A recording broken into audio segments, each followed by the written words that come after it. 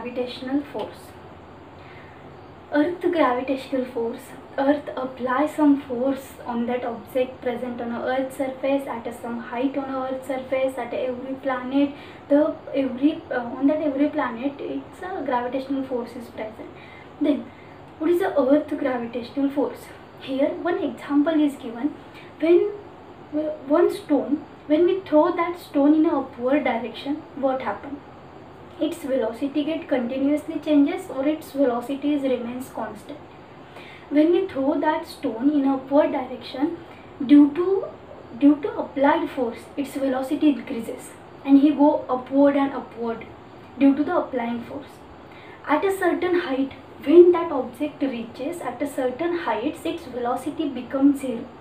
When the velocity of an object at a certain height, that velocity becomes zero, then what happens? Then no force is act on that object due to the external force that reaches at certain height. Then only one and one, that is a gravitational force, act on that object, and due to that gravitational force it fall on a earth in perpendicular direction. Then why perpendicular direction? No any other direction, inclined direction or any other direction, horizontal direction, no any other direction. It reaches on Earth's surface perpendicularly. Why?